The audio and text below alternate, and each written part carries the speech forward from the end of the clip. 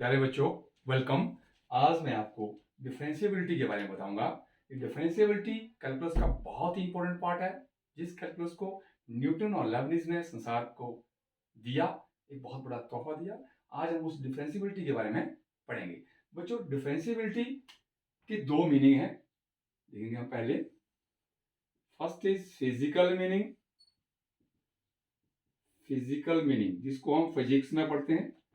Second is geometrical meaning, ध्यान देंगे, geometrical meaning. बच्चों, ये फिजिकल मीनिंग क्या हुआ और ज्योमेट्रिकल मीनिंग क्या हुआ? फिजिकल मीनिंग डिफरेंशिएबिलिटी का कि फिजिक्स में फिजिक्स में पढ़ा जाता है कि किसी भी इंस्टेंटेनियस रेट ऑफ चेंज, देखेंगे हम इसका मीनिंग, इंस्टेंटेनियस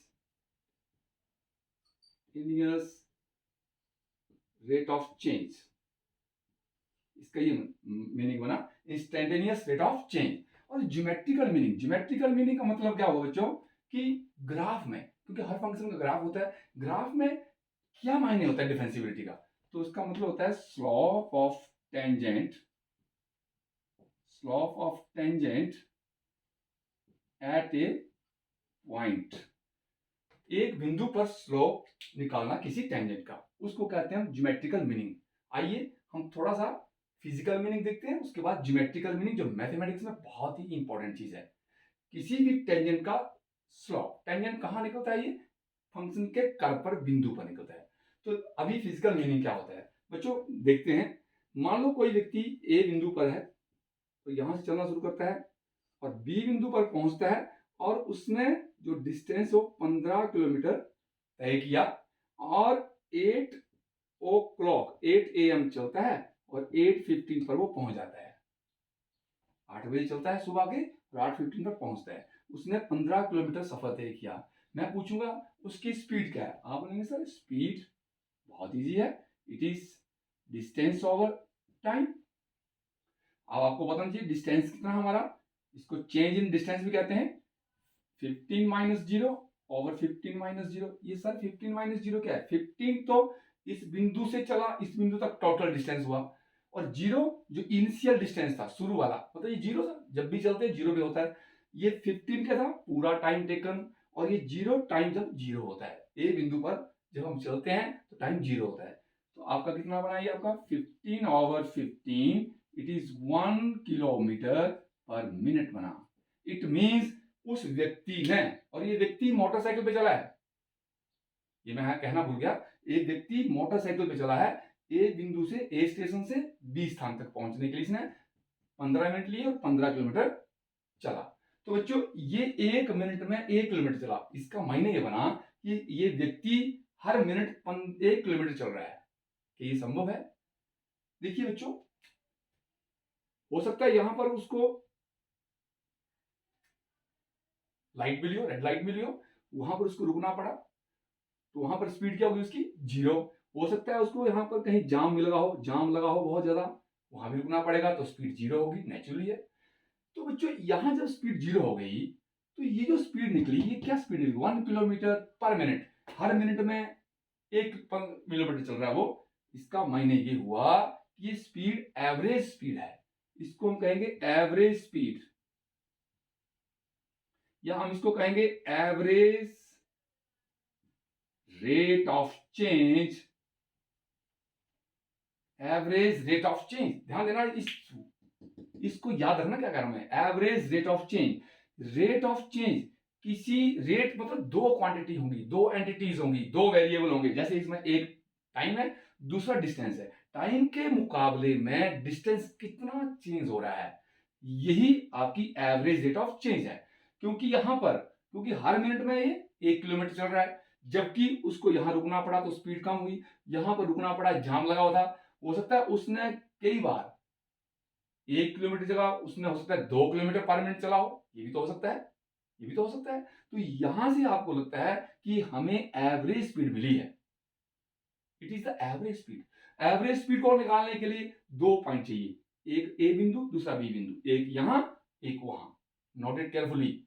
और जब भी रेट निकालते हैं, किसी भी चेंज का रेट निकालते हैं, तो वहां पर हमें दो वेरिएबल चाहिए, एक इंडिपेंडेंट वेरिएबल, एक डिपेंडेंट वेरिएबल। यहां पर टाइम इंडिपेंडेंट है क्योंकि टाइम पर डिपेंड कर रहा है डिस्टेंस। जैसे जैसे टाइम बढ़ रहा है डिस्टेंस भी कम हो रहा है। Please note it. अब मान लो पते की बात करते हैं। यहां पर क्या होता है, वो मोटरसाइकिल वाला यहां चलता है और 8:10 पर 8:10 पर वो किसी पत्थर से टकराता है और उसका एक्सीडेंट हो जाता है। ध्यान देना आपने। अब ये मैं पूछता हूं आपसे, जब वो उसका एक्सीडेंट हुआ उस वक्त उसकी स्पीड कितनी थी? हम ये नहीं निकाल सकते। या मैं यूं कहूं कि उसको चोटें तो लगी होंगी। अब चोटें ज्यादा और कम किस पर डिपेंड करता है? स्पीड पर डिपेंड करता है। तो प्यारे बच्चों, जब उसका एक्सीडेंट हुआ, जिस क्षण, जिस मोमेंट, जिस पल, जिस इंस्टेंट पे उसका एक्सीडेंट हुआ, उस क्षण में, उस मोमेंट में, उस इंस्टेंट में उसकी क्या स्पीड थी? इसी को जब निकालेंगे, इसी को हम इंस्टेंटेनियस स्पीड कहेंगे, इंस्टेंटेनियस रेट ऑफ चेंज कहेंगे। इंस्टेंट से बना इंस्टेंटेनियस। यही वो मुद्दे की बात है, यही ये पते की बात है जो हम करेंगे। तो बच्चों ये वाला, इसको कैसे निकालेंगे? मैंने आपको कहा कि 8:10 पर मैं 8:10 और 1 सेकेंड पर एक और बिंदु लूंगा, क्योंकि मैंने आपको कहा एवरेज स्पीड निकालने के लिए हमें दो बिंदुओं की जरूरत होती है, एक यहां एक वहां। मान लो यहां पर एक्सीडेंट हुआ, मैं यहां पर इसके साथ ही एक बिंदु लूंगा। ध्यान देंगे, इसके साथ ही बिंदु लूंगा। मैंने ये बिंदु 1 सेकंड पर, सिर्फ 1 सेकंड के अंतराल पे लिया मैंने। जब मैं इसकी, ध्यान देंगे, जब मैं इसकी एवरेज स्पीड निकालूंगा, डेल्टा एस निकालूंगा, मतलब चेंज इन स्पीड, तो क्या आएगी? वो एक्चुअली आएगी आपका डेल्टा, अब डिस्टेंस को मैं डी बोल रहा हूं, टाइम को टी कह रहा हूं, change in distance over change in time. ये तो एवरेज स्पीड हुई। मैंने क्या किया, ध्यान से सुनना, मैंने इस बिंदु के पास एक और बिंदु लिया, क्योंकि एक बिंदु पर, एक स्पेसिफिक पॉइंट पर हम किसी की स्पीड निकाल नहीं सकते। तो मैंने क्या किया, एक और बिंदु मान लिया, बिल्कुल इसके पास माना मैंने, और इन दोनों की दोबारा से एवरेज स्पीड जब निकाली तो मेरे पास मान लो डेल्टा डी और डेल्टा टी आ गया, डेल्टा डी और डेल्टा टी। अब मैंने क्या किया, अब है सुनने की बात। मैंने ये जो टाइम था, तो टाइम का गैप था, कितना गैप था? 1 सेकेंड। इसको मैंने इतना इनफाइनाइटली इस्तेमाल कर दिया कि लगभग जीरो के बराबर कर दिया, बिल्कुल छोटा सा कर दिया, बिल्कुल छोटा सा गैप कर दिया। जब मैंने इसको छोटा सा कर दिया, मतलब delta T tends to zero, तो आपका डिस्टेंस भी तो बहुत ही पास हो गया। तो मैं जो डेल्टा टेंड टू जीरो होगा, तो ये वाला जो पोर्शन है एवरेज स्पीड, ये आपकी इंस्टेंटेनियस स्पीड बन जाएगी। क्या कह रहा हूं? ये आपकी एवरेज स्पीड इंस्टेंटेनियस स्पीड बन जाएगी। तो आइए करते हैं इसको। क्या कहा मैंने? मैंने कहा बच्चों, मैं अब लिमिट वाला टॉपिक चले गए। Limit delta tends t to tends to zero, delta d over delta t. ये जो बन गया, ये क्या बना आपका? It is d d over d t. ध्यान देंगे, ये d d over d t क्या बना आपका? It is instantaneous, instantaneous rate of change of distance with respect to time। मुझे ध्यान देंगे, यही वो पते की बात है, यही वो मुद्दे की बात है जो मैं बताना चाहता था। यही इसका फिजिकल मीनिंग बना। अच्छा, इसका मतलब क्या बना कि ये जो आपका, ध्यान देंगे आप, इसको आपने नोट कर लो।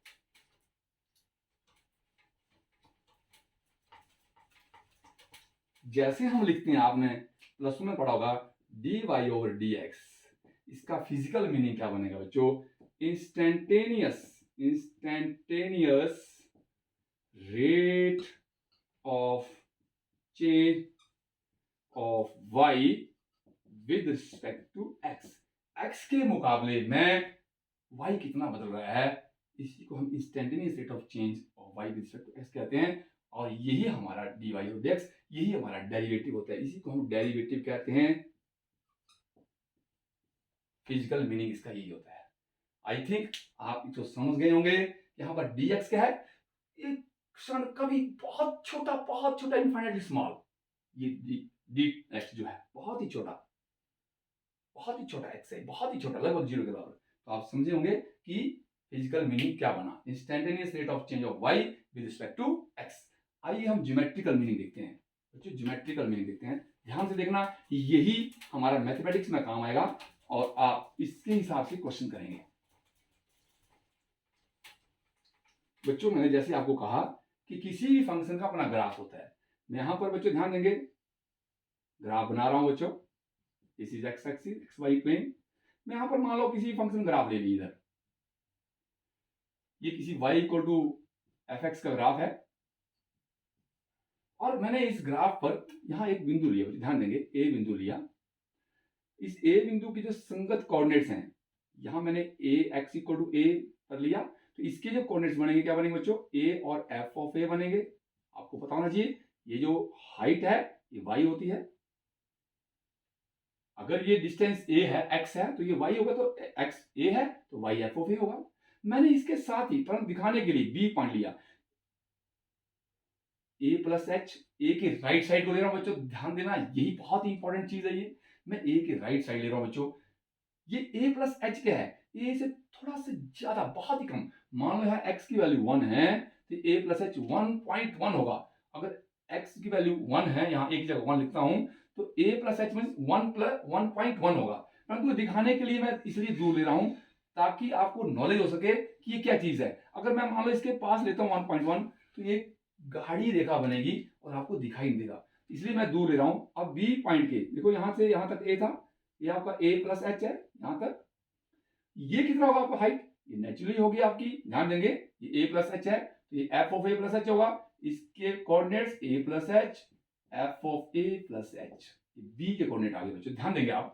a के कोऑर्डिनेट मिल गए, b के कोऑर्डिनेट, मैंने a और b को मिला दिया, ध्यान देंगे। देखो आप देखते होंगे a b जब मिले तो ये क्या बना रही है, एक सीकेंट लाइन बना रही है, इसको सीकेंट लाइन कहते हैं बच्चों, इट इज सीकेंट लाइन। मैं इसका स्लोप निकालूंगा, स्लोप ऑफ ए बी। आपको पता है स्लोप कैसे निकालते हैं बच्चों, y2 minus y1 over x2 minus x1। किसी भी लाइन का, जो लाइन जिसमें दो पॉइंट दिए होते हैं, उसका स्लोप इस तरीके से निकाला जाता है। यहां पर x1 a है, y1 f ऑफ a है, x2 आपका a प्लस एच है और y2 आपका f of a plus H है। ये राइट साइड, a के राइट साइड को है, तो आपको याद आएगा कि a के राइट हैंड साइड को हम राइट हैंड भी कहते हैं, और लिमिट की बात आ रही थी उस वक्त। अब मैं यहां पर पुट करूंगा f of a plus H minus f of a over a plus H minus a। a से a कट जाएगा, हमारे पास आएगा f of a plus H minus f of a over h। बच्चों ये स्लोप ऑफ द सेकेंड आया, slope of the second. अब मैंने क्या किया, ध्यान सुनना, मैंने इस b पॉइंट को इधर खिसकाने शुरू कर दिया, a की तरफ लाने शुरू कर दिया। जैसे मैं b को a की तरफ लाऊंगा, ध्यान सुनना, इस b को मैं इधर लाऊंगा तो ये चौड़ी पट्टी भी तो कम होती जाएगी, ये वाला पट्टी कहाँ आएगी, a की तरफ। मतलब ये जो डिस्टेंस कितना था, h का डिस्टेंस है, ये h बहुत ही कम होता जाएगा और लगभग 0 के बराबर होगा। जब b टेंड्स टू a तो h टेंड्स टू 0, और ये h जो a प्लस h जो h डिस्टेंस है, यहाँ आ जाएगा बिल्कुल इसके पास, इस पॉइंट के पास, a जो बिंदु है इसके पास पहुंच जाएगा। और ये रेखा जो है, जो सेकंड लाइन है, ये भी ऐसे खिसकेगी नीचे को, और ये ऊपर को जाएगी, ये नीचे को आएगी, ऊपर को जाएगी, नेचुरली आएगी भाई। और एक ऐसा वक्त आएगा जब ये ऐसी बन जाएगी, एक टेंजेंट बन जाएगी, ध्यान देंगे, इस तरीके की टेंजेंट बन जाएगी, ये आपकी टेंजेंट लाइन बन गई, टेंजेंट लाइन। देखो बच्चों ये टेंजेंट लाइन कैसे बनी, ये सेकंड लाइन जो थी ए बी, ये मैंने नीचे को कैसे खिसकी है, क्योंकि बी पॉइंट ए के पास आ गया, बिल्कुल ए के पास पहुंचा, और ये जो एच डिस्टेंस था ये भी कम होता होता बिल्कुल ए के पास आ गया, मतलब 0 आ गया। तो ये सेकंड लाइन जब मैंने इसे खिसकाई तो उतरी उतरी ये ऐसे टेंजेंट लाइन बन गई। इट मींस जो स्लोप ऑफ द सेकंड था, ये स्लोप ऑफ टेंजेंट बन रहा है। देखिए ये देखिए, tangent at a point A, जब इसका स्लोप निकलेगा वही स्लोप तो क्या होगा, dy ओवर dx, वही तो डेरिवेटिव होगा, वही तो डिफरेंशिएशन होगी। तो यहां पर क्या लिखा मैंने, और ये a के राइट साइड को तो मैं लिखूंगा इसको, that is equal to limit h tend to 0, यहां पुट करूंगा इसको f of a plus h minus f of a over h, और इसको कहते हैं हम राइट हैंड डेरिवेटिव, और इसको डिनोट करते हैं f of a plus c। बच्चों it is very very important, आप समझे होंगे कि राइट हैंड डेरिवेटिव क्या होता है, limit h tend to 0 f of a plus h minus f of a over h। ये क्या चीज थी, it is the slope of the secant. जैसे हमने वहां पढ़ा था, स्लोप ऑफ किसका पढ़ा था हमने, वो चेंज इन डिस्टेंस और चेंज इन टाइम, ये चीज आई वो। फिर जब हमने टाइम को इतना छोटा कर दिया था, वो dy और dx बना था, ये dy और dx है। अब मान लो ये पॉइंट यहां पे तो सकता है, मान लो मैंने पॉइंट यहां लिया C, बिल्कुल इसके लेफ्ट साइड को लिया यहाँ पर, तो ये वाला जो होगा ए माइनस एच होगा बच्चों, यहां से यहां की दूरी ए के लेफ्ट साइड को। अब सी के बच्चों जो बनेंगे कोऑर्डिनेट्स वो क्या बनेंगे, ए माइनस एच और F of A minus H. ध्यान देंगे बच्चों, सी के coordinates A minus H, F of A minus H. अब मैं जब ए और सी को मिलाऊंगा, देखिए यहां पर भी ये भी तो सेकंड लाइन बनेगी, ये सेकंड लाइन बन रही है, इट इज सेकंड लाइन। ध्यान से देखेंगे तो इसका भी मैं अब स्लोप निकालने जा रहा हूं, ध्यान देंगे इस तरीके से, स्लोप ऑफ सेकंड लाइन ए सी। देखो बच्चों, स्लोप ऑफ ए सी वही तरीका होगा, y2 minus y1 over x2 minus x1। यहां पर a में देखो x1 y1 x2 y2, तो पुट करेंगे हम इसको, f of a minus h minus f of a over a minus h minus a से कट जाएगा, f of a minus h minus f of a over minus h। ये slope of ए सी आया। मैंने क्या किया बच्चों, मैंने इस द्वारा इस सी को एक तरफ खिसकाना शुरू किया, मूव करवाना शुरू कर दिया, अप्रोच करवाना शुरू कर दिया। देखो इस तरीके से, ये देखो जब ये सी इस तरफ जाएगा तो ये जो h, ये h डिस्टेंस है बच्चों, यहां से यहां ये h डिस्टेंस, ये h डिस्टेंस भी तो कम होता जाएगा। एक छोटी सी पट्टी बाल की तरह पतला बिल्कुल थिन इस तरह से यहां दिखेगा, ये मतलब इसके पास पहुंच जाएगा। और जब ये खिसकेंगे इधर आएगा, ये इधर जाएगा, तो ये सेकंड देखो, ये लाइन दिख रही है आपको, ये वाला लाइन, ये जो लाइन है ये नीचे को आएगी ऊपर जाएगी, नीचे को आएगी ऊपर जाएगी, नीचे, और एक वक्त ऐसा आएगा कि इसके ऊपर चढ़ जाएगी, कोइंसाइड हो जाएगी, जो टेंजेंट था पहले वाला। इसका मतलब ये दो सेकेंड की लाइन मिलकर के एक बन गई, और क्या बनी है, slow it is the tangent at point A. एक टेंजेंट देखो, राइट हैंड साइड से टेंजेंट बना वो भी इसी लाइन पे आया, और जो लेफ्ट हैंड टेंजेंट बना वो भी इसी लाइन में आया। इसका मतलब इन दोनों के स्लोप क्या हो गए, सेम, इक्वल। यहां पर यूनिक टेंजेंट बन रहा है, तो मैं इसको क्या लिखूंगा, limit h tend to 0 f of a minus h minus f of a और माइनस h। ये लेफ्ट हैंड डेरिवेटिव है, लहड़ है, और ये लेफ्ट साइड से बना बच्चों, इसलिए इसको लेफ्ट हैंड डेरिवेटिव बोलेंगे। ये वेरी वेरी इंपॉर्टेंट है। हमने क्या देखा, जब किसी कर्व के फंक्शन के कर्व के ए बिंदु पर, किसी बिंदु पर एक यूनिक टेंजेंट बनता है, unique tangent, unique means only one, उस यूनिक टेंजेंट को ही हम क्या कहते हैं, dy over dx, slope of the tangent. तो हम देखेंगे यहां पर, आपने नोट किया होगा, मैं इसको लिखने जा रहा हूं बच्चों, इसको हम दिखाते हैं, मैं इसको सबको ही मिटा रहा हूं, आपने शायद नोट किया होगा।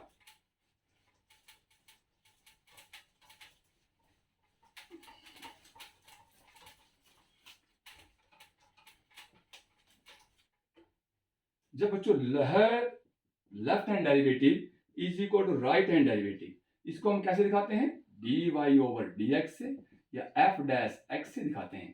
तो ये क्या होता है आपका लेफ्ट हैंड डेरिवेटिव, इसको बोलते हैं limit h tend to 0 f of a minus h minus f of a over minus h equal to limit h tend to 0 f of a plus h minus f of a over h, it is equal to dy over dx। तो हम कहेंगे ये जो dy over dx है, इस slope of the tangent है। ध्यान देंगे, tangent to the curve at a point, एक पॉइंट पर, किसी कर्व के पॉइंट पर ही टेंजेंट है, उसका स्लोप है, उसका स्लोप है बच्चों। इसका मतलब क्या बना, इसको हम tan थीटा भी कह सकते हैं, क्योंकि tan थीटा को हम स्लोप ऑफ द टेंजेंट कहते हैं। अगर मान लो आपके पास बच्चों dy और dx 4 आया, तो ये आप बोलेंगे 4 क्या है भैया, ये 4 है slope of the tangent at A given point. ये स्लोप है, टेंजेंट का स्लोप है जो किसी फंक्शन के कर्व पे है। तो डिफरेंशिएबिलिटी क्या कही, डिफरेंशिएबिलिटी होती है slope of the tangent at A given point. तो आई थिंक आपको ये क्लियर हुआ होगा। अब हमने क्या सीखा, हमने इसमें 3 बातें सीखी, ये ध्यान देंगे। पहले तो नो ब्रेक होना चाहिए, नो शार्प होना चाहिए, कोई भी कोना नहीं होना चाहिए इसमें। दूसरी बात सीखी हमने, dy ओवर dx को क्या कहते हैं हम, tan थीटा भी कहते हैं, that is equal to slope of tangent भी कहते हैं। और हमने तीसरी बात कैसी की, dy over dx को क्या कहते हैं हम, it is the instantaneous rate of change, rate of change. हमने तीन बातें सीखी बच्चों, और ज्योमेट्रिकली हमने इंस्टेंटेनियस रेट ऑफ चेंज सीखा, सॉरी फिजिकली मीनिंग, और ज्योमेट्रिकली मीनिंग हमने सीखा slope of the tangent to the curve. It means हमारे पास जो एक बात आई, यूनिक टेंजेंसी। यूनिक टेंजेंसी बच्चों, किसी फंक्शन के कर्व के किसी पॉइंट पर एक ही टेंजेंट होगा, केवल एक ही टेंजेंट। फॉर एग्जांपल यहां मैं लिख रहा हूं, आपको मैं एक थोड़ा सा एग्जांपल दे रहा हूं। सपोज बच्चों मैं एक ग्राफ बना रहा हूं यहां पर किसी फंक्शन का, ये मॉडुलस फंक्शन ग्राफ होता है एट x इक्वल 0। मैं चेक करूंगा क्या डिफरेंशिएबल है। इस बिंदु पर देखिए, इस बिंदु पर कितने टेंजेंट बन रहे हैं, एक टेंजेंट तो एक्स एक्सिस का बन रहा है, एक टेंजेंट ऐसे बन जाएगा, एक टेंजेंट ऐसे बन जाएगा, ऐसे इनफाइनाइट टेंजेंट बन जाएंगे। तो मैंने कहा यूनिक टेंजेंट चाहिए, यूनिक केवल एक ही टेंजेंट चाहिए कर्व के किसी एक पॉइंट पर, इसलिए नॉन डिफरेंशिएबल होगा at point x equal to 0. I think it is very much clear to you. मैंने देखा कि क्या होता है फिजिकल मीनिंग और ज्योमेट्रिकल मीनिंग। Thank you.